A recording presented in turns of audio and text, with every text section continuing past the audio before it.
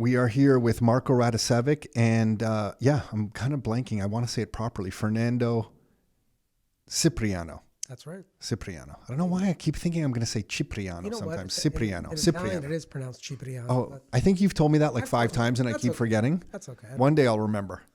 But why are you looking at me like that? Why don't you say my name properly in Croatian then? Radosevic. Wrong. Is that better? How do you say it? Radošević. Oh, Radošević. Oh, wow. I like how you just shot me down there. It's a beautiful language, isn't it? I don't know if Croatian language is a beautiful language. It sounded nice. I feel like the Italian. Can you lift up the just to angle the mic? There we go. Tweak this a little bit. So, Fernando, what you were in? You spend a big chunk of the year in Bahamas. I do. Why are you doing that? That's just like a lifestyle thing for you now at this point? It's more of a lifestyle thing. I mean, people sometimes assume it's for tax reasons. Not at all. We have a home there, and now that the kids have grown up, it's something that I've always wanted to do, which is live part of the year away. And while most people spend the winters down south, I'm not so fussed about that. I spend the summer as well, and I'll just go back and forth. Whenever the kids need me here, I come back, and other parts of the year I'm there. Yeah, that feels like a nice life. So you have a community of friends down there you can go golfing with, out for dinner. You have people you can go out for dinner with. Correct. It's a small community. It's a gated community where we live, and a lot of friends and great golf course. And yeah, it's a really self-contained place where, great gym, great restaurants on site, the golf course and friends, just like here. So it's just another here. You've set up a nice life for yourself. I mean, this was always a goal? It was always a goal, but I think more people can do that than they think they can. It's why are you saying that? Wow, this is you really want to. I'll tell you. It's funny. I have a friend of mine who he probably said this to me once, and I'll make this very quick. It was probably the most profound thing that I'd heard on this subject. And he said to me, it was a time when he had come back from a March break trip with his kids and his wife, and they went to Cuba. And he'd said to me, Fernando, I was thinking about it, and we paid about, during March break, which is the busiest and most expensive time of the year, one of the most expensive, he said we paid about $1,200 a person. I mean, Cuba is, a reasonable place to go. And he said, it dawned on me that, of that $1,200, about $400 or $500 of it was probably the flight, because we have big taxes on airlines here, right? So that means the hotel itself got about $700 for the week per person. Now he said, if I had gone to that hotel and said, you know what, I want to rent a room for the entire year, not just on March break, they wouldn't charge you $700 a week, because there's times when the hotel's empty in the summer. So they would likely give it to you for probably $1,000 a month easily. So he said, so think about this. If I go to that hotel and rent it for $1,000 a month per person, my wife and I, it would cost us $2,000 a month, or $24,000 a year. He said, now, most people that live in the GTA, right, with a home that they own, have at least, just by real estate appreciation, have at least $500,000 of equity tied up in their houses. They could sell their house, take that $500,000 and do nothing with it. Don't even invest it. And simply draw the $24,000 a year to stay in this hotel. You could live in Cuba for over 20 years. And there you would have your bed made every day, all you can eat and all you can drink, and sit on a beach day after day after day. So, everyone aspires to retire one day on the beach. And his view, and I think it was bang on, was, why do you have to wait until you're 65 or 70? Why not do it now? You can do it now. It's just that I think most people, they're stuck in this notion of, I've got to save X amount of $1 million, $2 million, $3 million. Or they're just, they don't realize that there are many beautiful places in the world that you can retire on very inexpensively with what you've got today. Okay, maybe you can't drive 2 beautiful cars when you're there that are brand new. Maybe you can't dine out in Michelin star restaurants every week, but you don't need to. And so that's a long answer to your question of you. No, it's important. I think so. Is this just like a social construct that we have made for ourselves, where people never even think about that kind of thing? Because I think you're right. I think when I see the highway, how packed it is every morning, I'm always thinking, is the majority of the population just kind of driving to a job they don't like, saving some arbitrary number for their retirement that they're really not sure what that number should be, right, because they don't really study I'm not blaming anyone. They don't study the economy. They don't study the markets. And they kind of have their life just slipping by them, instead of maybe stepping back and having these kinds of thoughts to say, hey, I can live a totally different life. Why does that? Why are we like that? Or Well, I think somebody's got to work in a factory. Somebody has to be a garbage man. Somebody has to be a teacher. And not everybody owns their own business and has the ability to say, well, I'm going to go stay in the Bahamas for 6 months and come back home and work for 6 months, or work I in think the what Bahamas. Fernando's saying is, hey, just sell your house. You could go live there for 20 years. You have $500,000 in equity at $24,000 a year. Yeah, but so if you do that at 55 and you live to 75, Well, then you take the pill and you're done. Well, no, I think You run out of money.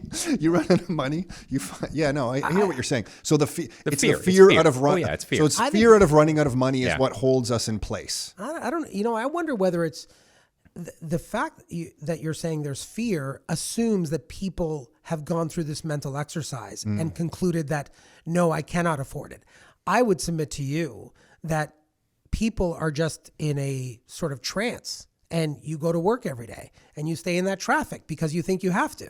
And I don't think they step back and say, what is my long-term goal? I always say, I love to talk to people. I just love to asking questions about, when someone tells me what they do for a living and I don't really know what the job is, I always say, tell me what a day in the life of that is, because I have not a clue. And, I always like to ask people, so what's your sort of, what does retirement look like for you? Like, do you, or is retirement even something you want to consider? Some people say, I could never retire. I like to do things. I respect that completely. But for those people that actually have a dream of retirement and it's just a fantasy, I always say, but if I could say to you, snap my finger today and you could do that, would you do it? And I think most people would say, boy, that's scary. Now you're making me make a decision. And I think, again, it comes down to, I think people have difficulty making decisions. That's my conclusion. That's my conclusion on a lot of things. Whether it's a menu that has far too many items and people labor over what should I get, this and that. I just say, make a decision, because it's probably not going to be wrong. And even if you are wrong, so Marko, to your point, let's say they did do that and they go off and they're starting to run out of money. Okay, no problem. Go back and go back to work. I mean, I say this a lot to my wife. I say, almost every decision is reversible. So don't get so fussed about it. Don't paralyze yourself with the inability to make that decision because you're afraid of making the wrong decision. Wrong decisions, so what? So you painted the house the wrong color. Yeah, I know we're going to have to bear more cost to repaint it or live with it. But if that's the worst case, so what? So I'm proposing something radical here. I'm saying, sell your house and go off to the Caribbean. That's not what I'm proposing. But what I am saying is, if that's your ultimate goal, stop thinking that there is a number, because that number will always be just out of reach. Always. It'll always feel just out of reach. And I think people do that on purpose. I think they deliberately keep it just out of reach so that they don't have to act on it. well, it's Right. funny because I actually, what you were saying there about making decisions, I think is gigantic. I say to my kids all the time, the worst decision is no decision. Absolutely. Right? When you get to a fork in the road, the most important thing to do is go left or right, because if you don't, you're going to crash. And you can deal with the ramifications of going left or right, but the worst one is no decision. Agreed. And I do think most people are, and I don't want to now belittle people who work 9 to 5, 45 hours a week and, say they're sleepwalking through life. But it happens to me too. It happens to everybody. I think where you just start to go through the motions. Part of it, I think, depends on where you are in a stage in your life. I think you had children younger than me. You and I are not that differently aged, but my kids are younger than yours. So I'm not really going to be doing too much for probably another 10 years in terms of, changing my life and moving to another country for 6 months out of the year. But I do think a lot of us fall into a routine. The routine is comfortable. It might not even be great. We might be bitching and complaining about that routine. Oh my God, traffic. Oh my God, this country's cold. This country sucks. But we do it for 10 years without even thinking about making a change. Right. So I agree with you. I have a very wealthy friend that when I sold my business about 10 years ago, he didn't believe that I was going to retire. He said, there's no way. A person with that DNA, you start an investment firm, you grow it, you sell it. He underestimated my probably Your resolve, my laziness, maybe my laziness. But I said to him, Michael, I'll show you. That's it for me. I checked out. That was enough. And my view was, and this person's incredibly wealthy. I'm not going to say who it is, but my view was, so why are you continuing to start new businesses? Congratulations on all your success. I said, each one you've got the Midas touch. but you have so much money that your kids can't spend it, your grandkids can't spend it, your great-grandkids can't spend it. So it becomes almost an act of madness, isn't it? I mean, if you think about it, it would be the equivalent of you continuing to cook a meal and keep making more and more food, knowing that all you need is one plate. Yeah, that's a good analogy. It becomes an act of madness. Now, I actually think, have you lost your mind? Why are you still running if you've reached... So how did you come to the decision that the money you sold your business for, and we don't need to get into actual numbers here, was enough, and that you didn't have the fear of running out of money? I didn't know if it was enough. And anyone listening to this, they might say to themselves, well, Fernando sold his business for so much money that it's not a concern for him. But I'm sure you still had that thought that like you were... So how did you deal with that? Well, again, my view was, I don't know if this is enough money. I think it is. And I think it's enough for my kids. But my view was, so what if I'm wrong? If this isn't enough money, it's not like I'm going to wake up one day and it's all gone. There will be, a sort of a runway where I can see, you know what, my numbers are off here. Things are not going the way I thought. And then I'll adjust my plan. Like, people always think that the result of a bad decision is complete calamity. You cannot recover from that. But like I said to you, it's not like I was going to wake up one day and my banker called me and said, by the way, you've got zero in your account. I would see that my math was wrong. You would see it coming. And then I'll go back to work. Yeah. I did it once. It's not like I've lost my skill. I still believe my skills are transferable to other roles. So, or I lower my life requirements. So the choke points in someone's life to live the ideal life they want are perhaps fear and perhaps inability to make decisions. Because I talk about that a lot with Nick, that sometimes we will see people get into investment real estate and they will just hem and haw for so long that years will go by. Mm. And we always say, hey guys, like you can sell the property. It's going to cost you legal fees. There's going to be, I'm not saying there's not some financial pain in selling a property, especially if you sell it early, but you can sell the property. And I also tried to explain that you need to make mistakes in life because the mistakes or the failures are kind of like the raw material for good decisions. Sure. Without enough raw material, without enough mistakes, you don't really know what works for you. Absolutely. So you actually kind of need all the mistakes, and the mistakes only come from making decisions. So one of the things I've always felt in my life was a benefit to me, not that I do this perfectly by any means, is my ability just to make decisions and just say, hey, we're going to do this. I'll quit my job. I will do this. I'll buy this property. We'll try a student rental. We'll try a rental, and we'll do all this madness. And then from all the mistakes, you kind of learn what works and you can kind of guide yourself. I actually think the most successful people that I know are the ones who make strong decisions. And they've made a lot of mistakes, but it's the people who kind of just go through the motions. And I think there's a certain risk tolerance that some people have, and maybe you're born that way, maybe you're, bred that way. I don't know what the right term for that is, but making decisions is gigantic. And like, I don't know if you remember when John and I were looking for commercial properties and properties to house our business, and we'd gone to see a few places with Tom over the years. And I said to him, how am I going to make this decision? And I remember Tom said to me, he goes, if you're waiting for there to be clear evidence on a piece of paper that this is 100% the right decision, he goes, you will never, ever buy property. And it hit me like a ton of bricks. I was like, how will I ever be 100% sure of anything? Mm-hmm. And I think we bought a building, within 6 months after that. And it was the worst financial decision you ever made. It was amazing. I'm joking. We didn't buy it through Rockstar. It worked out really well. That's good. You guys are both bang on in terms of when I look at the most successful people, the one common characteristic, it's not, age, it's not experience, it's not backgrounds, it's not education, it's not any of that. It's what you just said. It's the ability to make decisions. Now, before people, if they're listening to this, and it feels somewhat discouraging if you're like, well, I'm not a good decision maker. It can, Here's the for beauty. sure. I'm just thinking it's a muscle. I mean, the ability to make decisions is no different than a muscle. You wouldn't go to the gym after never working out and lifting 80-pound dumbbells. You would work your way up. So what I would encourage people to do is get, practiced at making decisions, and simple decisions. Go to a restaurant and say, you know what? Within 30 seconds, I'm going to pick what I want from this menu, because you start with that. And then you've really thought about this. This is a big deal to you. I'm not kidding when I say this. Every time someone asks me, what is the secret to like any kind of success? I always say, it's one thing, make a decision. I make tons of wrong decisions, tons of them all the time, but I never don't make a decision, because Now, what I've learned to do is I always say, this is the trick. Assume that if you make the worst decision on this example, can you live with the consequence of that decision? So whatever that is. So in other words, with a menu, what's the worst case scenario? You hate the meal, right? That would be the worst case scenario. Nothing worse than that. So what does that mean? Can you live with that? Can you live with hating the meal that came to your table?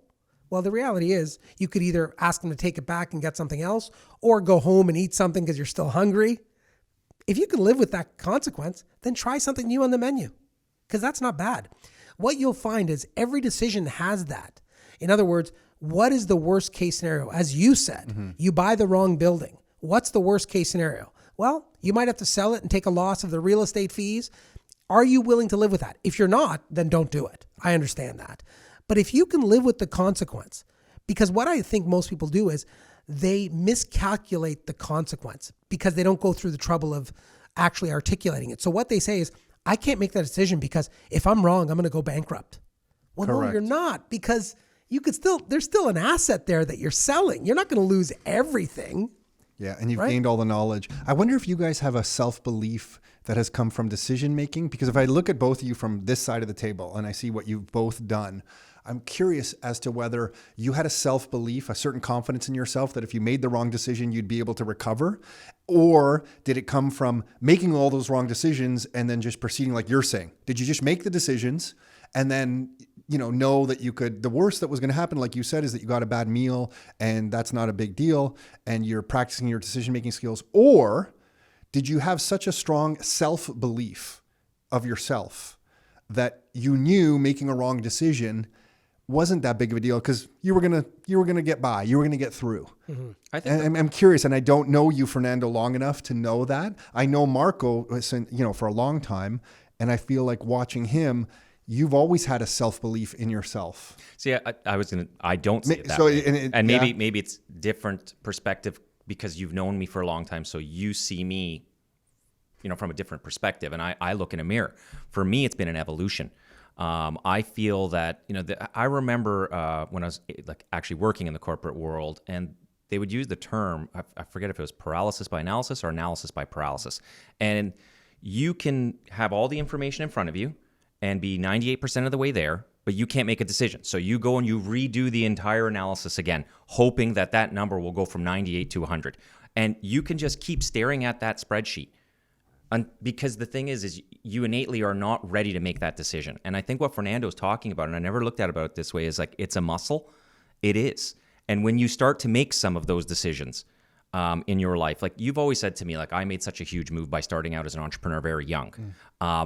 For me, that wasn't, I didn't look in the mirror and say, I've had enough. I'm going to be an entrepreneur. Right. I didn't do that. It was more a natural evolution for me. I worked at a place. I didn't like being managed by other people. I think that was more what necessitated my move into being my own boss. I didn't like having 7 layers of management. I didn't fit into that box. That drove me You don't like insane. one layer of management. No. You ask my wife. My wife's like, he does not like to be told what to do.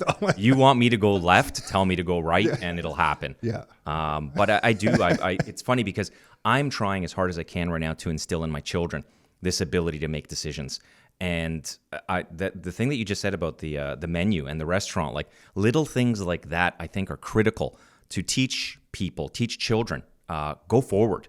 Don't be afraid of making a mistake. Who cares? Falling down is part of the process. In fact, falling down is the best thing that can happen to you, right? Because falling off of the first step is much better than falling off the 10th step. If you're lucky and you make it to the 10th step, well, guess what? That fall could hurt a lot more. So falling down, whether it's sports, school, anything, all of these different things in life. Why are you trying to teach them that right now? What's going on that you're trying to teach them? I see so many people in my life who have difficulty making decisions. And wow, I had no idea this was going to be such a topic for us today. It's actually crazy because I think about this all the time. Really? All the time. I talk about this with my wife all the time about people's inability to make decisions. And look, it affects some people more dramatically than others. Some people can get through life quite successfully with making small conservative decisions. And what I'm starting to see, because you and I have had this discussion about, is university good? And I think university is a good experience. I want my children to go there. But one of the things that I look back when I look at the friends that I had who dropped out after high school, the ones who went to college and the ones who went to university, the math when we were going to school is you go to university, you make more money. And for the most part, I would think that that's true if you look at, the average take home for those three categories. But what I've seen a lot with friends who dropped out of or didn't go past high school or went to college, there is none of that analysis by paralysis. They're more instinctive. Whereas a lot of people who I know that I consider very intelligent people that went to university, they are over-analyzing every decision. And as Fernando says, they're making it seem as if I buy this house for $1 million, that means I might lose $1 million. Well, you're probably not going to lose $1 million. Worst case scenario, it could end up badly for you. I don't want to pretend it can't, but it's not going to go to zero, right? So I'm not sitting here saying, guys, go out there and go buy $1 million houses. Nothing bad can happen. It Sure, can. and I don't think anyone's taking it right, that way. but make the decision, do it. Change jobs if you're not happy. Like right now in this economy, I didn't know I was going to get two motivational speakers I know with me it's, today. it's crazy though. But like I have people in my life that I tell them the best way to get a raise is change jobs. Mm-hmm. It is by far the best way. But people are comfortable. They don't want to make that decision. They don't want that change, right? People are afraid of change. And I think that I don't want my kids to be afraid to make those decisions. And this is beyond your financial. Just life. This is like make a decision on My whether you niece got a right. job at Pink. That lingerie. I think it's like lingerie store or whatever. And I was gonna say underwear store, but I think it's a lingerie store. Anyway, she was saying it's her first job.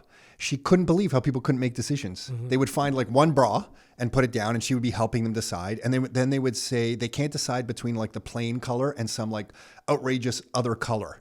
And she was just saying, well, why don't you just get both? And that was like a light bulb moment for so many people she's helping, because they never they were going back and forth on which one to get. And she said, well, you know what? There's a sale. If you get both, it's actually a little bit cheaper to buy the second one. Why don't you just buy both? And they would have these light bulb moments. And she's been blown away. I guess she's 18. She's blown away at how people can't make decisions. But you see the so point. just hearing you guys say that, and then this was a conversation over Thanksgiving dinner just a few days ago. And hearing you guys say that, I'm you like, see the trance that people are in. Yeah. This person thought, not that they couldn't afford to, they were in such a trance, they thought, I have to buy this one or this one, not realizing that you can buy both. yeah, and it's a better deal. Yeah, I mean, I'll leave this on one thing. This reminds me, the idea of not making a decision is being static, right? And I so loathe the idea of standing still that I've often said, it's as a joke, but I said, when you go into Google Maps and you put a destination in and it tells you either the fastest route or the shortest route sometimes is slower because there could be traffic or it's whatever. I said they should have a third option, and I would always choose it. And that would be the route that you never stop driving, because I hate traffic so much that I will drive out of my way just to avoid traffic. So if you're telling me that I could either sit in traffic for an hour or drive continuously for an hour and a half, I'll drive for an hour and a half because I'd rather move. Yeah, many of us are similar for and sure. that's, I think that's sort of symbolic of this whole conversation. I'd rather move than sit still.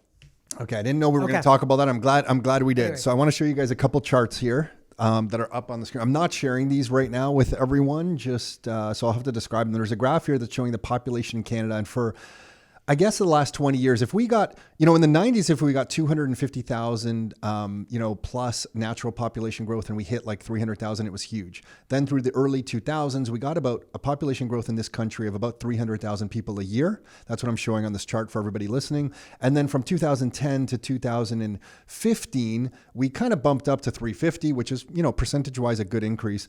And then after 2015, things exploded. And part of the reason that things exploded is we got a lot of non-permanent residents through universities and schools that really weren't accounted in the immigration number. So we had a big immigration target, plus we had non-permanent residents coming in through the school system.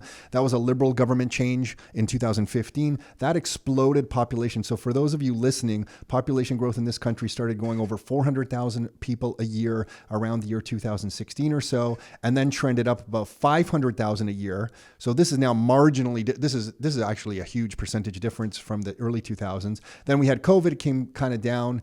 And then now we just had our biggest ever at 700,000 people year over year growth in this country. Does that include the students?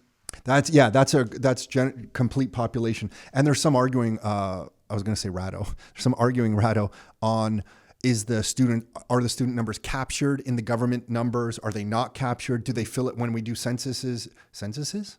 Sensei. You're a sensei. When we send out the sensei, the census, are they actually filling them out and returning them? So there's definitely a number that's lost. And there's some people, Moffitt does some research on that. But anyway, and then there's the population growth hitting 700,000. So we've gone from like 250 to 300,000 and now hitting 700,000. There's one more chart I want to show you here.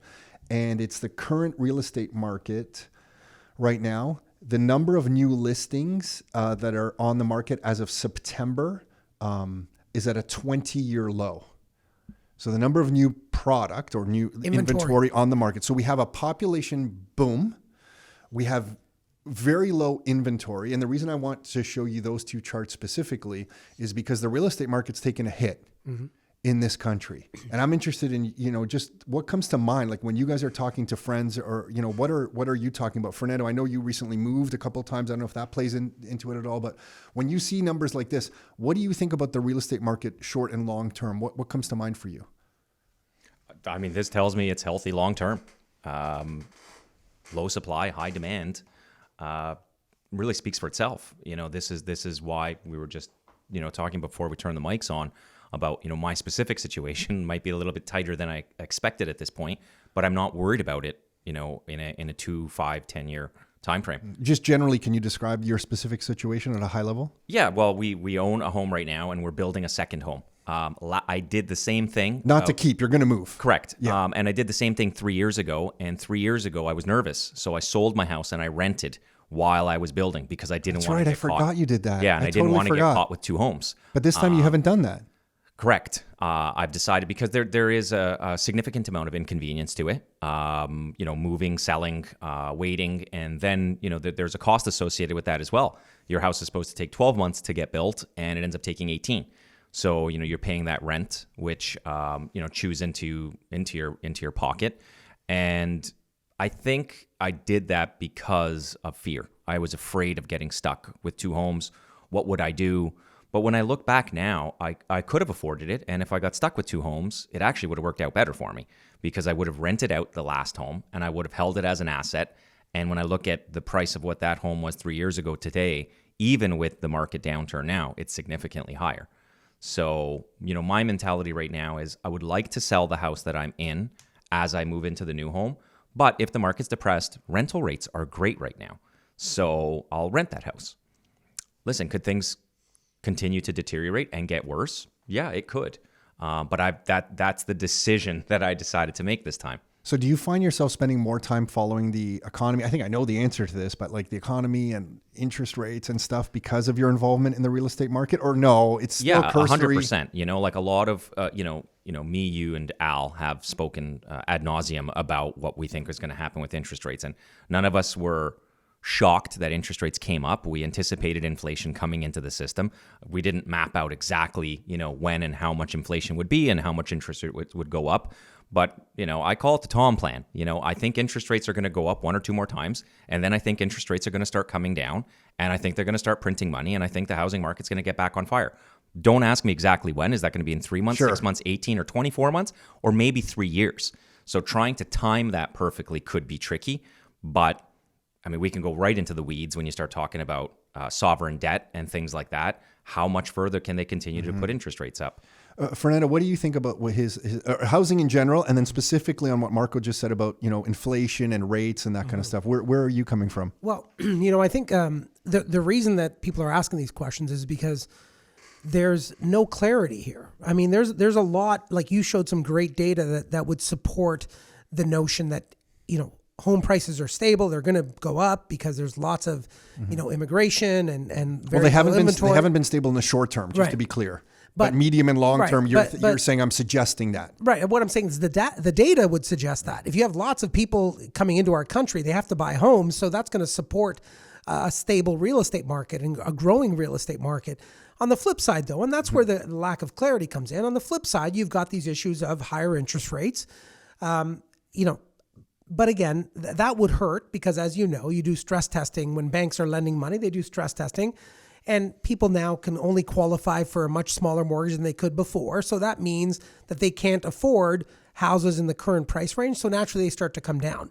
Now, that's why we've seen them already come down in parts of the GTA. I think it's up probably 20% from the February highs. They're down 20%. I think the number is. That's not alarming because they were up dramatically leading up to February. Yeah, it's tough when you pick like the absolute peak, but yes, you're right. I mean, even in 1989 when they peaked out and then they fell for 7 straight years until 1996, they fell by 40%. You're one of the few people who know that data. Well, I'm an old guy, so of course I do. But if you had bought at the very peak in 89 and by 1996, you would have lost 40% of your equity in your home, and you wouldn't have recovered that for another 5 or 6 years after that. But again, that would be very bad timing. You picked the very top, sold at the very bottom. Our family did that, Fernando. And so did my parents. So did my parents. But I think what supports our Canadian real estate market even more than the American one is a couple of things. Number one, our banks are much more conservative in their lending. So as a result, people have to put much more down before they buy, unlike in the US where people can borrow over 100%. And I mean over 100% of their purchase price. Some people borrow 105%. And in the US, it's much more, you have a lot more lenders like regional banks. In Canada, we're lucky that we have 5 main banks. They have an oligopoly. You think that's lucky? It's lucky because we're conservative by nature. Canadians are. So we only trust these 5 banks, right? CIBC, Royal Bank, etc. In the US, banks are regional. So they have to compete with one another. They don't have, they have Citigroup as a big bank. Yeah. But other than that, the banks are all regional. If you go into a state or into a city, you'll have Johnson Local Bank. That's the Johnson family that owns that bank. So they're competing. And the way they compete is to lend more and more money. That's why I was saying you think that's lucky because I like the competition. Well, you say that, but the problem with competition is they become much more lax in their lending rules. And that's what caused the crisis in 2008, is that they were lending people all the money they wanted. Let them fail. And they did. And the country almost failed. And their real estate prices fell by over 60% in Florida, Arizona, Nevada, California. In Canada, I think I'm an asshole. I believe in that. I agree. You know what? I believe let it fail. How else do we clean the? No. But I'm curious in your opinion here because I'm like clean the system. Sure. Because now we didn't let them fail. We let the small banks fail. Some smaller banks did have major problems. We didn't let the big ones fail, and now we're in a situation where I feel like the buck has been passed to the government. Government saved Wall Street. Mm-hmm. 1998 long-term capital management, Wall Street saved that one hedge fund that almost took everything down. So Wall Street saved itself. Yeah. The Thai baht went around the world, the Russian ruble, Asian crisis, long-term capital management almost fails. Wall Street came in and had to save one of its own. Mm-hmm. 2008, Wall Street had too much debt. Government has stepped in, saved Wall Street in 2008. Right. Now we're in 2022, and I feel like governments have all the debt.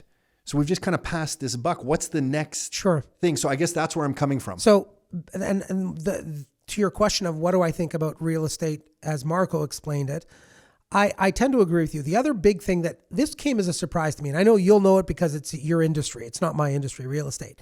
But what surprised me was in Canada, the groups are broken up in thirds, almost a third. I'm rounding numbers up, but it's close.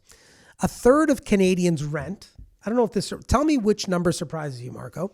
A third of Canadians rent. A third own their houses outright with no debt. And a third have mortgages.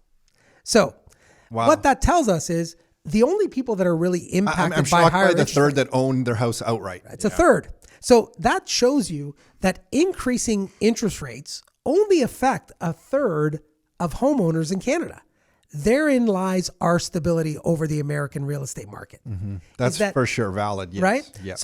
So that's why I'm not going so far as to say I'm bullish on real estate. I think it's definitely going to go up in the next few years. I wouldn't be surprised if we're static over the next 5 years. But I do believe you won't see the same kind of pullback, a 30, 40, 50%, price reduction like you saw in the US. for those reasons. So I'm sort of on the fence, which is a terrible answer, but No, I think I'm on the fence. I'm leaning one way on it. I'm not sure of any of this.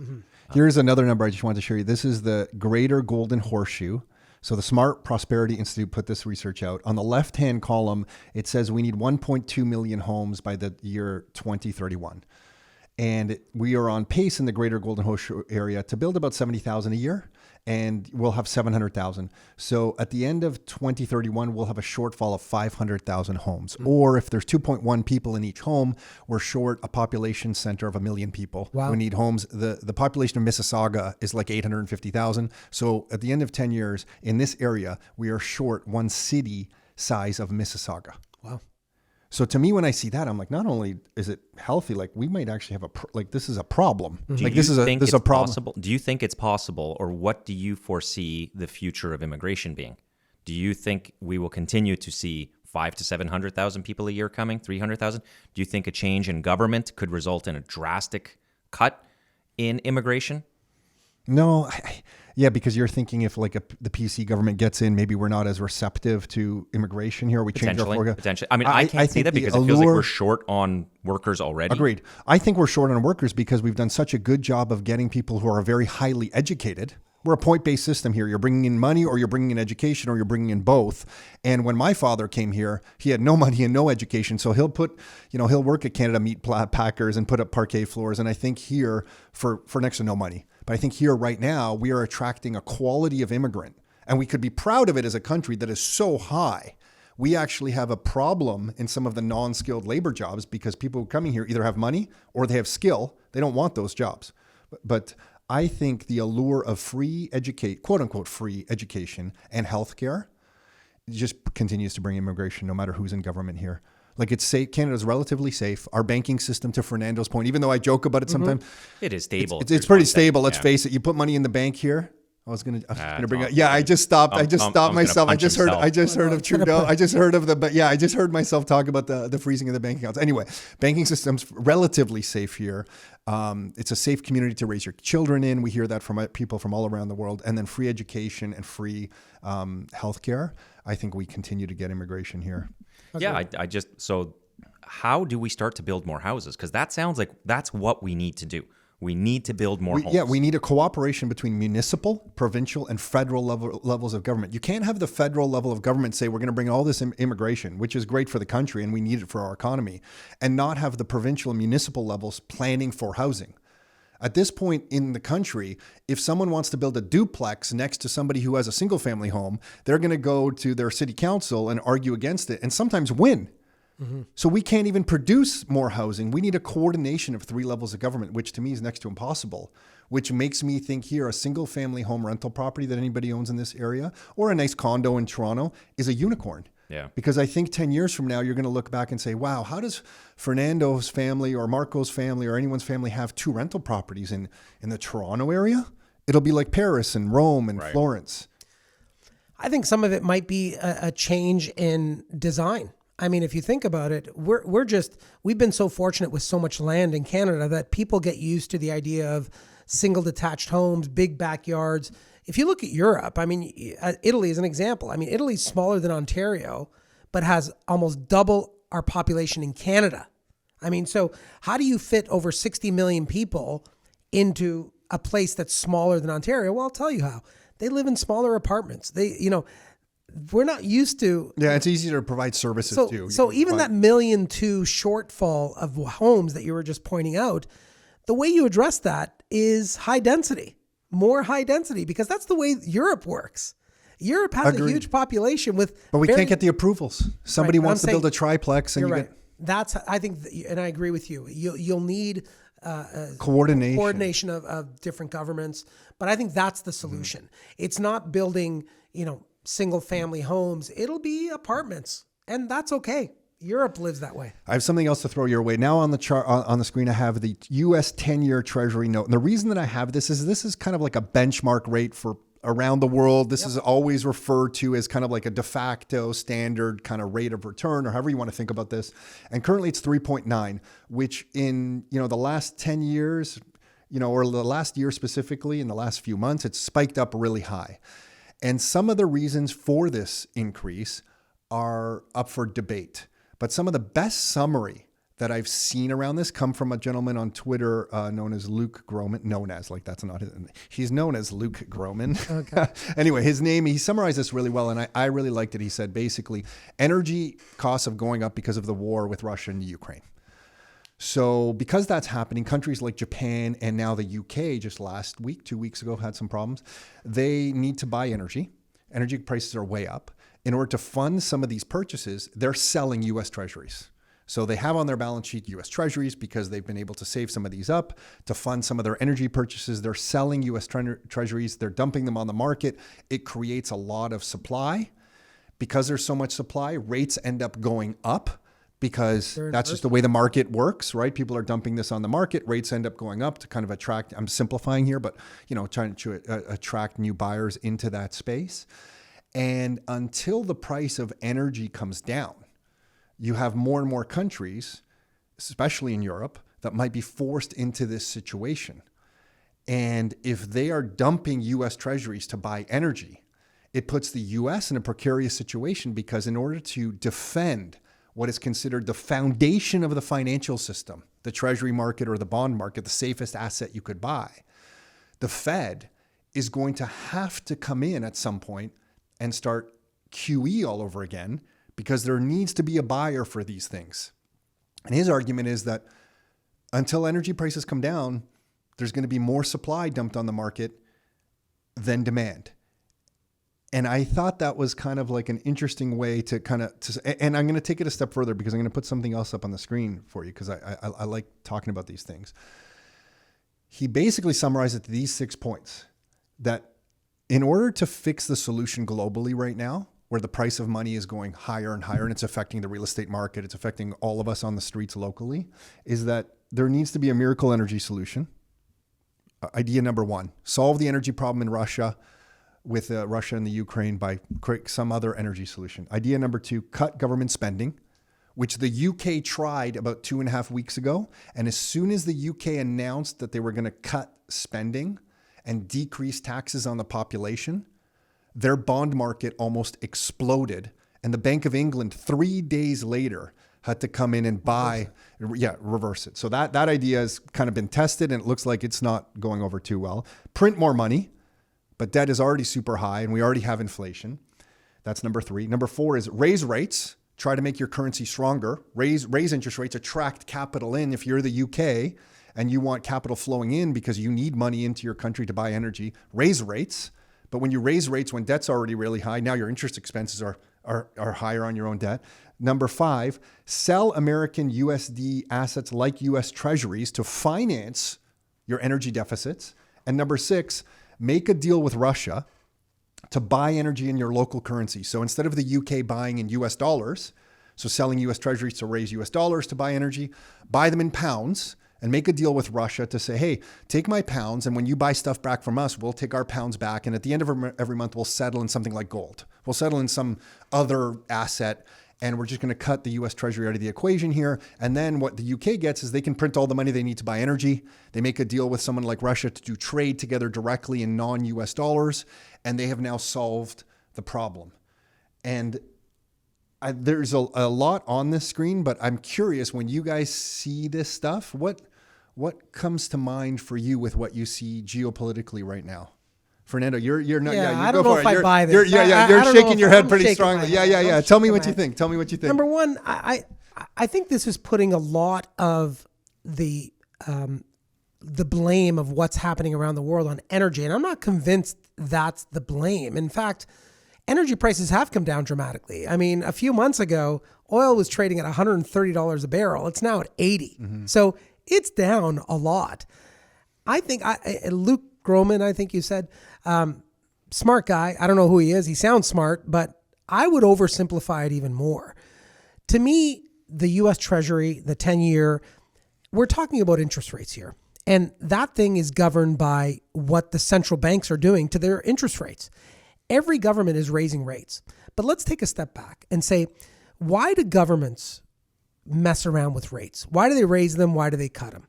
The reality is rates historically have always been used as a tool to help the economy. Sometimes it's used to slow down the economy, and other times it's used to speed it up. So this is where central banks around the world got in trouble and made a mistake. During COVID, when all these governments were printing money. Now we're on the same page. Right? Now we're on the same page. When people had all this money, they couldn't go on vacations, they couldn't go out to dinner, so they started spending it on cars, on renovations if they could find contractors, clothes, ordering it through Amazon, all these things. And so as a result, inflation started to go up. What is inflation? All it means is that people with a lot of money are chasing fewer and fewer goods. So naturally, prices have to go up. If you're on Amazon and you have 10 items that you want to sell, and now all these people have this free money from the government and they all want to buy it, the first thing you do is you start to raise prices. That's inflation. So the governments mistakenly thought that inflation was going to be what they used the term transitory, meaning that it was going to be temporary, that once COVID passed, prices would naturally come down. That's where they made their mistake. Because what happened was COVID ended, people went back to work, and prices were still high. Energy prices were high, commodity prices were high, restaurant prices were high, everything stayed high. Now here's where they got into trouble. When you have inflation and prices are going up, that means everything's going well. The economy's working well. People are spending money. People are having a lot of money. Governments at that point realize, oh shoot, we better not let this get out of hand, because if prices keep going up, eventually something breaks. That's where governments historically have used interest rates. They then raise rates so that now your line of credit. They didn't use that when the real estate market was going up for 10 years. You're right. But historically, what you want to do is you want to raise rates so that your line of credit can't be used as a piggy bank. Now, where you might say, well, I want to get a pool in my backyard. In the past, when your line of credit was at prime minus 50 basis points and the bank was charging you, 2% for that money, you'd be like, honey, let's just do it because it's free money, it's right? Free. So they raise rates so that you stop spending money. And then naturally, now, why else do they raise rates? They raise rates so that when the economy slows, now how do you get people spending again when they're not spending, when they've lost their jobs, when, people are at home, when they don't have a lot of money? How do you get people to start spending? You know how? You start cutting rates. It's like a sale. Why do you see car companies in the past, they would cut loan rates, 0% financing on a car? Why are they doing that? Because they want you to buy cars. So you use interest rates to either coax people into spending money or slow people down when they're spending too much. What happens though, if your interest rates are at close to zero, like they were, and people are spending money, and then you crash into a recession? What happens when you're in a recession? People are unemployed and rates are at zero. How do you get people to spend money now? How do you get a company to hire more people? Can't you just print money and send it out? Well, understand that's not as that's more common. That's more recent, this idea of COVID. But what I'm saying is, back to your point, I don't think this is tied to just energy. I think this is tied to governments made a mistake by not raising rates during COVID. So they should have done that. They're trying to fix it. And now they're worried that if we go into a recession, right now we have 1 million open jobs, so people are fully employed. But if we go into a recession, which everyone's predicting, and they say Europe is already in a recession, how do you get yourself out of a recession if interest rates are low? You can't. Then that's where you have what's called stagflation. And that's a destructor of an economy, because now you have people with no money. They're already at low interest rates, so they're not using their lines of credit because they can't afford them. How do you get things running again? That's why they need the tool. Yeah. You need that tool. Yeah, we're basically fucked. That's how I look at it, because if you look at what happened, with Paul Volcker, back in the late 70s, early 80s, the tools that they had available to them were not much different than today, but sovereign debt was nothing compared to what it is today, right? So you can't take interest rates up to 11%. Like, imagine if you did that right now, what would happen? Yeah, at 3%, the U.S. debt would cost $1 trillion in interest if all the debt rolls over. At 3.2% interest, the $30 trillion in U.S. debt would cost you $1 trillion in interest payments. So sorry, to your point, you can't raise the rates. Yeah, like I'm really not sure where we go from here, and I hate it. I feel like an armchair quarterback. I'm going to sit back and watch what happens. But But So then we were do talking we about get this the other day, right? Like Europe's put themselves in a real bind, right? By being energy dependent on Russia and then putting sanctions on Russia. That's a very difficult position you've put yourself in. Yeah, I'm not so pessimistic. What's going to happen is, and we just have to prepare for it. We're going to go into a recession. I almost feel like right now, when you're nauseous and you feel like I don't want to throw up because I hate vomiting. It feels awful. But you know it's coming. But you know it's coming, and you'll feel better after you do. The worst thing is trying to resist it and just letting that nausea, continue. This is where we stand right now. We need to throw up. And that throw up means... It's interesting you say that because I think we need to throw up in 2008, let the banks fail. But you're saying now we need to throw up. So you're for sometimes throwing up. Yeah, what I'm saying is let's keep raising rates, which the government will do. Then you're going to start seeing unemployment start to rise. You're going to see this, okay? And we're going to go through a recession. People are going to lose their jobs. And 2023 is going to be bad, maybe even 2024. But then you kind of reset. That's what recessions have always done. Mm-hmm. Recessions are there to reset and then to rebuild. To Marko's point, though, I just wonder that with debt levels so high, can we even keep these rates higher for another 6 months? Does it you know what I mean? Like, is this going to be, or are we just diving into a recession right now? And by January, the central bankers come out and say, oh, you know what? They might. Yeah. What I'm saying is, no, they'll keep raising rates. And then when you see the economy crack, then they'll hold rates. They'll hold rates.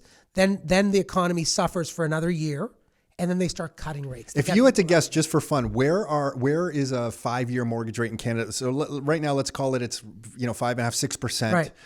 A year from now, just your best guess. None of us have the crystal ball. Are the rates higher on a 5-year fixed mortgage 100%, or lower? 100% higher. 100% higher. How much higher? I do have a crystal ball. Yeah. Whoa. It will be 7.25%. Yeah.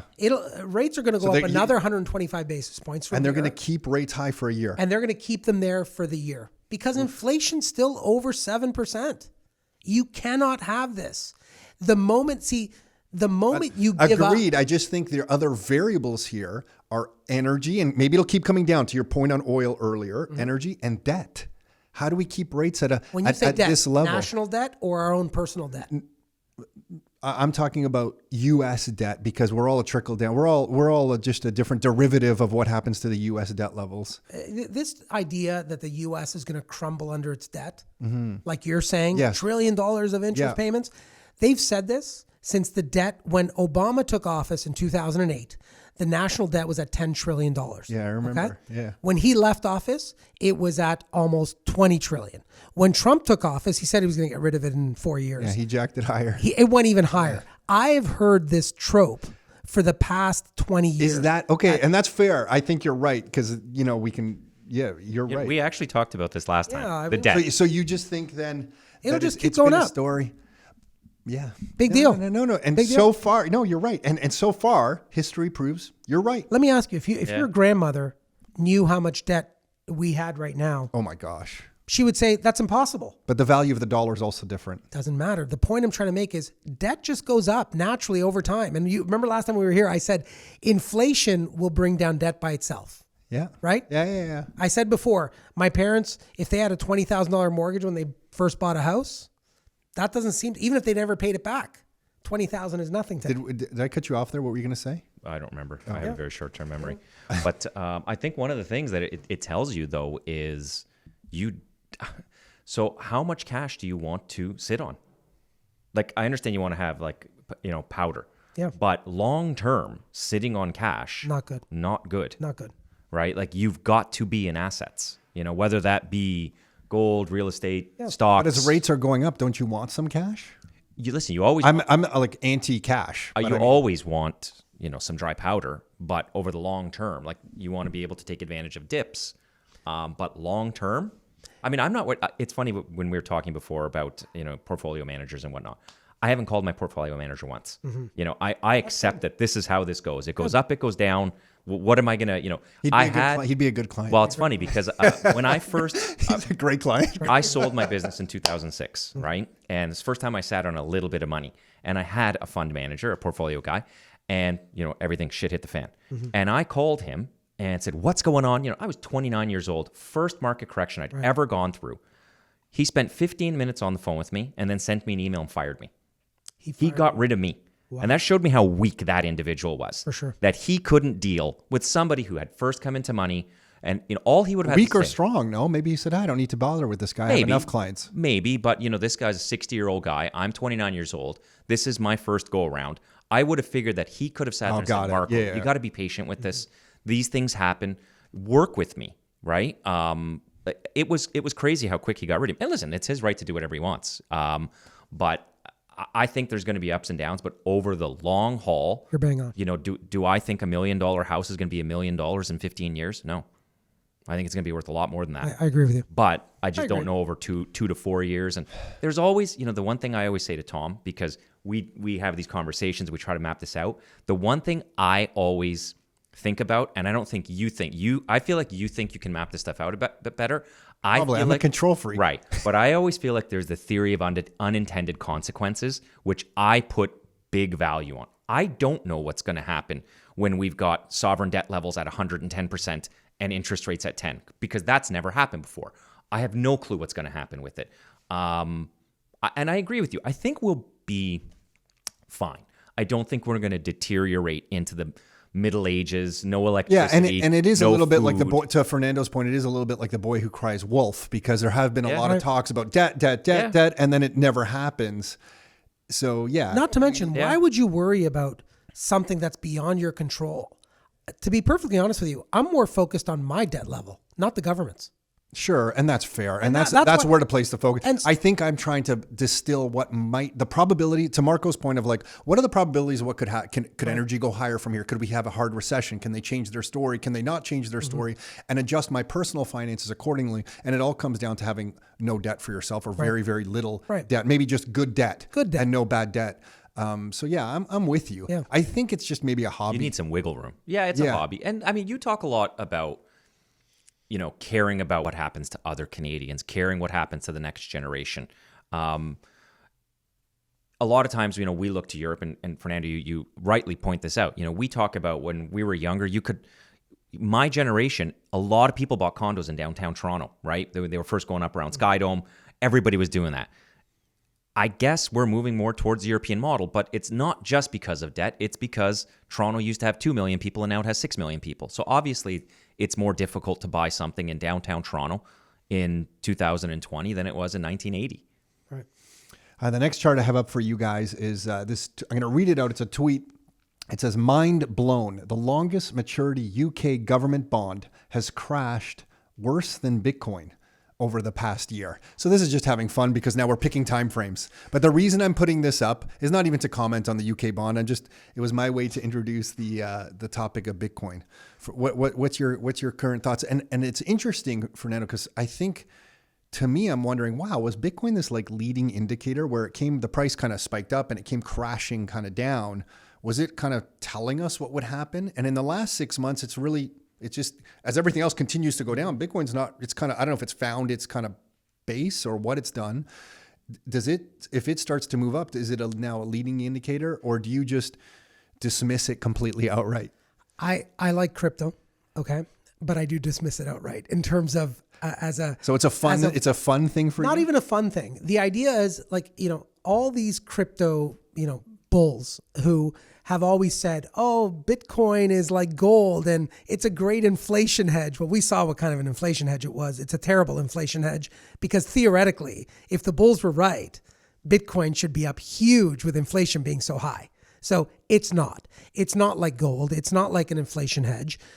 Could you counter that? Because this is interesting to me, by saying that since COVID, nothing's been up higher than Bitcoin. Like, since Bitcoin was at like, when COVID broke out, it was like at 6,000 or 7,000, dipped to 3. It's up multiples since March 2020. You really? So, I don't know. I'm not sure if you got the numbers right. I don't. No, think, I do. I don't know. I do. Trust me on that one. So Bitcoin was at 6 or 3. Well, it was about 6 or 7. Then COVID hit and everything crashed down. It crashed to about 3. Okay. And then it came back to 6 or 7. Then it sat around 8,000. But again, if you're counting the bottom of 2020, but then it would have led. A lot of assets are up since the bottom of March. But nothing more than Bitcoin. Okay. So you say, therefore, it is an inflation hedge? But it went to 69,000 and then inflation became worse and then it fell. But So- I mean, if it's up since March 2020, So even though I Points sound, Points in know. time, Yeah, right? yeah. I'm not though I'm trying to. critical I'm not of trying it, to. I'm just trying to Having introduce said that that- as like a thought. That's all. I hate calling it crypto. To me, call it blockchain. That's what we're talking about here, right? This new technology that emerged called blockchain, right? I don't really know what blockchain does.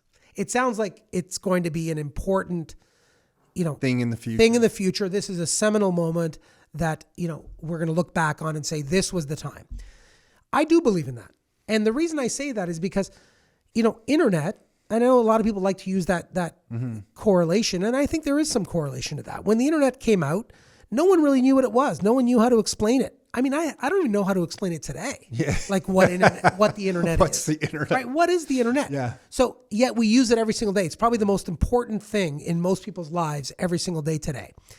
So back in late 90s. Can you remember when Rogers? Are you Rogers customer? Were you Yes. here in town when Rogers lost? Yes. It's It was signal awful. for like It was awful. 48 hours, and everybody was just like, It was awful. "Forget it. We're back at the Stone Yeah, Ages. Stone Age. Campbell soup for everybody and a fire in the backyard." So I remember back in the late 90s, I was in the industry and all these .com companies were coming yeah. out. Every company was just putting .com on the back of it. It would go public, make billions of dollars. A company called Toys.com was Yeah, valued Pets.com. more than Toys R Us. Yeah, I remember Toys.com. Yeah, yeah. Okay, so they all crashed. NASDAQ went from 5,000 points in 2000. And in the next 3 months, it fell to 1,000 points. So 80% decline in every company across the board. Amazon went from $105 a share down to $5 a share. Okay? Lost 95% of its value. Fast forward to today, out of that chaos came Amazon and Salesforce, Google yeah. and all these companies. So I do believe blockchain will be that. So there's something here. I just don't know, how do you pick the winners, right? Who are going to be the Amazons of the world in the future? So I like Bitcoin. I not so much Bitcoin, but I like blockchain. And I think there's something there. When you talk to your friends next time about crypto stuff, one technical challenge I'd love for you to question them on is that I used to work for Oracle. It was a database company. Blockchain there's no technical improvement here. Blockchain is just a database, and it's actually a very inefficient database, and everything a blockchain can do can be better served by a highly performing database. Because it's just like a ledger format, It's right? just a ledger It's and keeping track of shit. Right. The innovation with Bitcoin isn't that it's a blockchain. The innovation with Bitcoin is that you can't update the ledger without expending some physical power in the form of energy and expense to go and update the ledger. That's the innovation. The innovation isn't that it's like a distributed kind of thing on the internet. That existed before blockchain. You could do that with databases. You could do it more efficiently with databases. Most of the blockchains that come into existence today are controlled by humans. Like if you take Solana by chance, it goes down every few months. They somehow communicate with people to stop the validators, which are the big nodes that are running Solana. If you can do that, if the goal with DeFi or decentralized finance and crypto is that it's distributed and somehow very powerful and very different than Wall Street is today, how can you communicate with all the people who are running Solana and getting them to stop it in sync and then restart it together? There's no technical, that's actually just bad technical form. There's nothing there. Just run a good database and you can do everything Solana's doing today. Is that why Solana is down from $258? I have no idea. I don't down to $30. Yeah, maybe. But Bitcoin's down too. So we could argue it both ways. But my point is with Bitcoin, the difference is that no human has admin privileges into the blockchain. Whereas with Ethereum, Solana, and all the other ones, there's a group of humans or a single person who has what we would call in the tech industry admin privs. They could log into the system and make changes. The beauty with Bitcoin is that you or I or no group of people can log into the ledger and stop it and start it and make changes. That's the technical innovation. It's not that it's a blockchain. So I would be curious, next time you have these chats, say, hey, there's this crackpot that I met at this real estate brokerage who told me that the innovation with all this crypto stuff isn't the blockchain, because the blockchain is just like a database, but it's being packaged and sold like innovation. It's being packaged and sold to say, hey, Fernando, this is distributed stuff. We could solve all this stuff with blockchain. The best example I have for you of that, and I'll stop talking, I apologize, is that in the real estate market, a lot of people would coming to me and saying, hey, Tom, blockchain is going to really kind of make the real estate market efficient because you can put titles of properties on the blockchain. And they're That's what I thought. Of course. And they're blown away with this. And I'm like, well, let me ask you something. If somebody moves into your house, but you have the title in your name because it's on the blockchain and we can move this around and change ownership, how are you going to get them out of your house? And I'm like, do you not need a judicial system locally within a judge to order that they're in your house illegally and a sheriff to go get them? So what's the thing of value then? The fact that the title's in a blockchain, or that you happen to live in a system that has a judicial environment that will prove that is your house and then send a sheriff to get them out of your house? Which happens now already. Which happens now all the time. Right. So what are we solving? I don't know. What are we solving with a blockchain? I don't know. We could just make a highly performing database, give everybody access to it with different privileges, and we have the same thing. So you think that in crypto, there's only one thing to invest in, and that's Bitcoin? Absolutely. Not because the other. all the Not other even stuff, Ethereum. it reminds me of tech. I was at Oracle. Okay. So I was, I worked at Oracle. I was in the tech support department. Then I went into sales. What I'm seeing now, what I'm seeing now just reminds me of tech with pets.com. And Fernando, there was somebody who came to me in the late 90s and they said, Tom, millionaire.com is going public. And I'm like, well, why should I invest in that? By the way, I probably had like $150 to invest in it. But I'm like, why should I invest in that? And they said, well, that's where all the millionaires are going to go. And I was like, sold. Sold. I'm going to invest in this thing. But what I'm seeing now reminds me of the late 90s. Interesting. Exactly. Well, then the only reason you like Bitcoin is because it's a currency. It's no different than you arguing for the U.S. dollar right now. Like, no, that's one of the you believe in it as a scarce resource. That's how you see Bitcoin. The fact that technology can keep that scarcity in line because of the system of blockchain, which keeps this ledger that can't be affected. When the iPhone came out, I think it's Jeff Booth, who I got to give credit this to. When the iPhone came out, nobody thought it would disrupt the taxi industry because Uber came out running on everybody's iPhone and you can pick the thing. I think Bitcoin, I do like it because it's like, let's call it gold 2.0. Sure. But I think the technical innovation of what has been presented here, we can't forecast what this does and gives us over the next 10 years because no one forecasted that the iPhone would replace a taxi industry. And I think it's that level of innovation. I see. What you've said today that really is, to me, profound and provocative is that you see blockchain as nothing more than just a ledger technology solution. I don't know. I worked in the database and I'm like, industry. wow, all this time I kept reading about all these blockchain, these cryptos that were solving what they claimed was a problem. You're saying that's nothing more than just a general ledger, a database that you can trust. So what? And these guys are trying to tell us that it's an innovation because they have distributed validators all over the world. Like Solana, I think has 7. Interesting. But I can make a database that synchronizes with other databases perfectly all over the world. I don't understand. Well, I'm not trying to tell you to sell all your. Yeah. No, the thing is, you and I both know it could go up multiples from here. Sure. And technically, I might be right, and it doesn't mean it's not going to go up at that. Let's face it. Tom hates Microsoft, and Microsoft has done very well for themselves. Yeah, exactly. Yeah. I was an anti-Microsoft guy, and Microsoft. That was me with Tesla. I've been a Tesla bear for years, and every year I'm wrong. Every year the stock keeps going up. I'm like, well. Yeah. So I'm not trying to say it doesn't go up 1,000-fold from here, Fernando. Which, by the way, I know you drive a Tesla and it's beautiful. I saw it. I'm not even a Tesla fan. I bought it out of boredom. I love the car. I just never liked the stock. Sure. Yeah. I just sold my Tesla. Yeah. The car or the stock? What did you buy? I'm curious. I bought a pickup truck. Nice. Yeah. Nick bought a pickup truck too. Oh, everyone around me is buying, but we grew up with pickup trucks, so it's now funny for me to see all these pickup trucks. I love it. It's just very handy. There's 2 other points I want before I let you guys go. But Marko, did you want to share anything on the Bitcoin stuff? No, I mean, I am a believer in it due to its scarcity. That is what's drawn me to Bitcoin. I find saying, what you said about we didn't know what the iPhone was, so we don't know what Bitcoin is. Too hypey. Well, that you could say that about anything then, right? Like we don't know. So fair. So that means the potential is unlimited. Well, that means it also could end up being nothing. But the scarcity is what draws me to Bitcoin. I like the fact, like everything that exists in a scarce environment that people want, the price goes up. and I know we don't like to talk about Bitcoin in terms of price, but No, but I I think that is the initial argument for Bitcoin for sure. What I'm saying is just it's a best guess. Yeah, I guess, when we talk about things like having, I think you wrote it down before. We were talking about liquidity, having the ability to move from one asset into cash or to be able to move that quickly. You can't do that with real estate, right? So if I build, my entire portfolio around real estate, well, what happens if I need cash? It's not easy to just sell a house or, move it quickly. I think Bitcoin, the scarcity that's attributed to it, the liquidity, how quickly you can move in and out of it. Sure, global liquidity too. You can Right. get access to it anywhere. Right. And I do think that we are heading into unprecedented times. I do think if you look at the global system that is, completely tied to the US dollar, that looks like that's changing, right? So I don't know where that's going. And I think having some level of diversity in my portfolio, and that's where Bitcoin fits in as a component of diversity.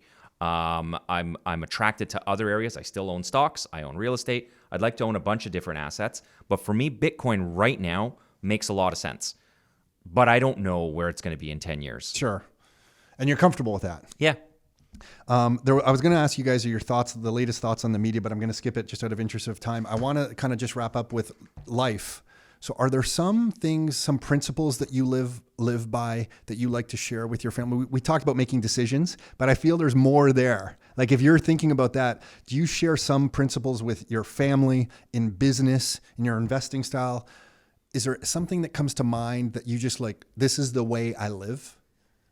Rado, I'm gonna ask you the same question. Hey, you better have a good answer, dude. Yeah, my answer to that is, and I am a firm believer. I'm religious, and I to me, the religions of the world, they may all be very different, but they all in all our talks, you've never really brought that up. I mean, they all though share similar values, and so I'm a big believer in karma, and let's call them Christian values because that's what I am. But And going back to your point, whether you made a comment, you both did about the banks, right? And part of me always has this soft spot for, I've never been a person who thought that, we shouldn't pay taxes or we pay too high taxes. I always feel like if you've been blessed, you should give something more than people that aren't blessed. So, that's sort of what I always say to my kids in terms of our principles are, yes, make a lot of money. I don't think God or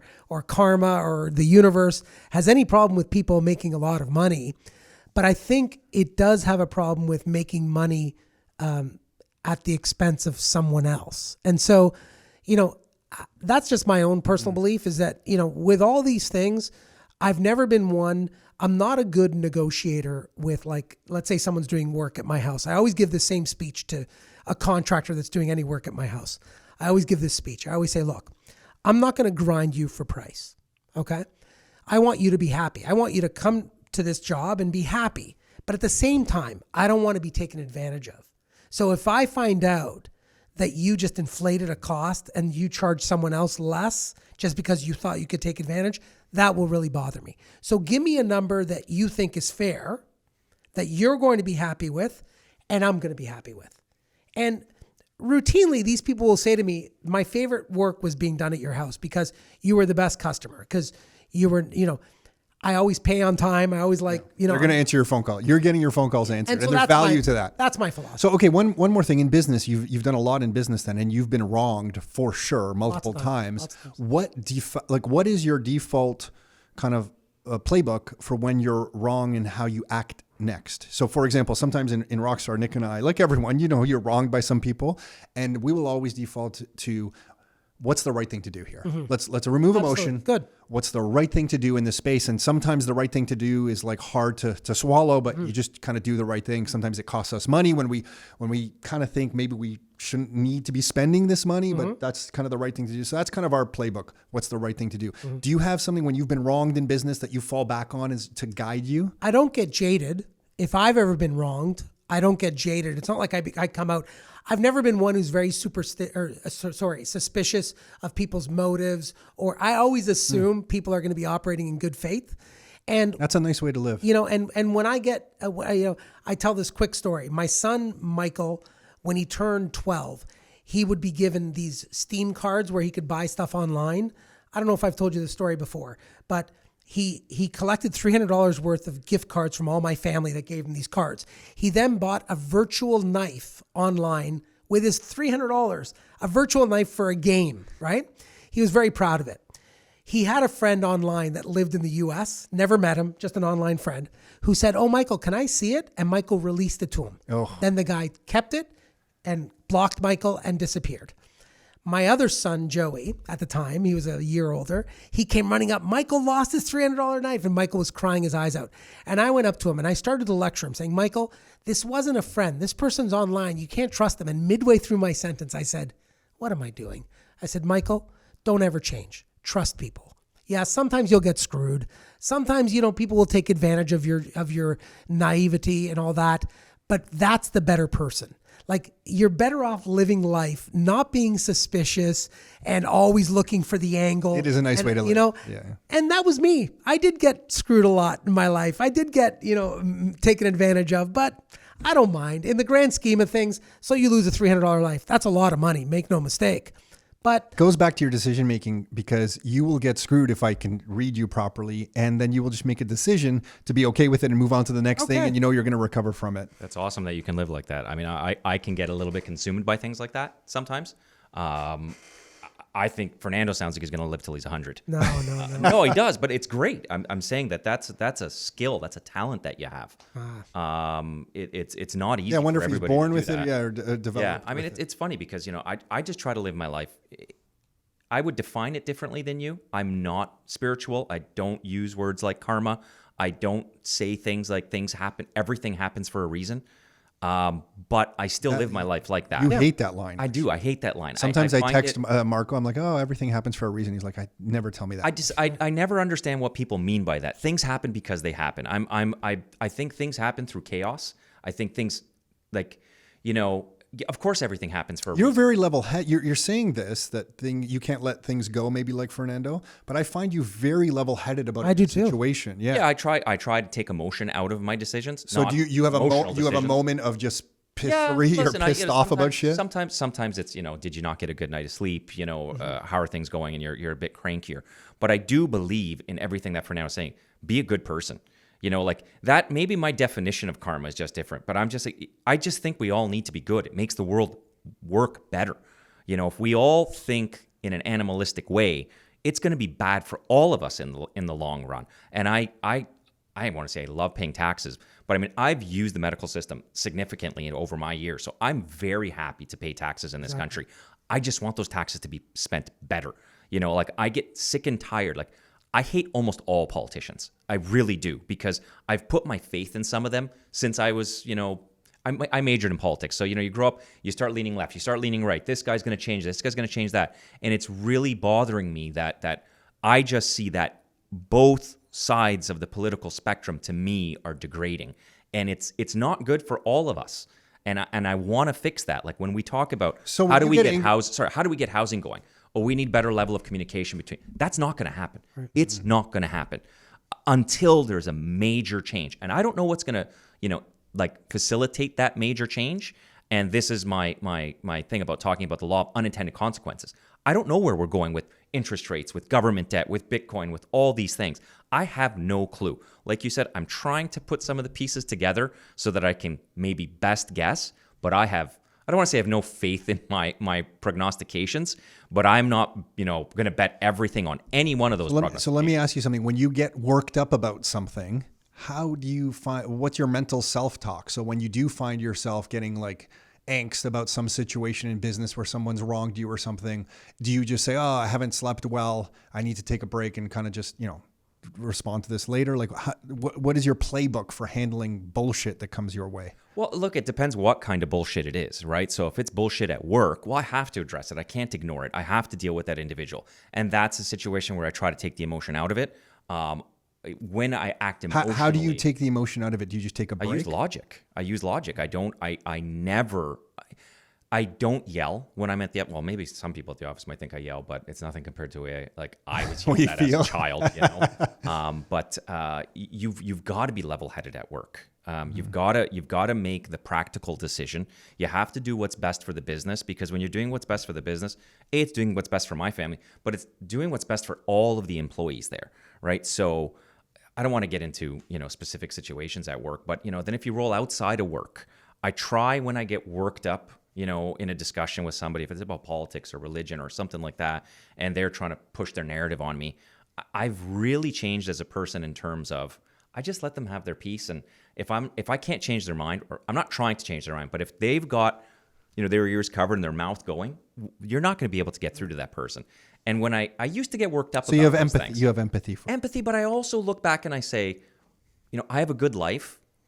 What do I care if that person is, you know, spouting this bullshit? Go right ahead, do it all you want. I have a good life. I'm very happy. I've got a, you know, great wife, great kids, a lot of great friends and family in my life. I still have my parents alive. I have an amazing life. And when I just say those words to myself, all of a sudden I get a smile on my face.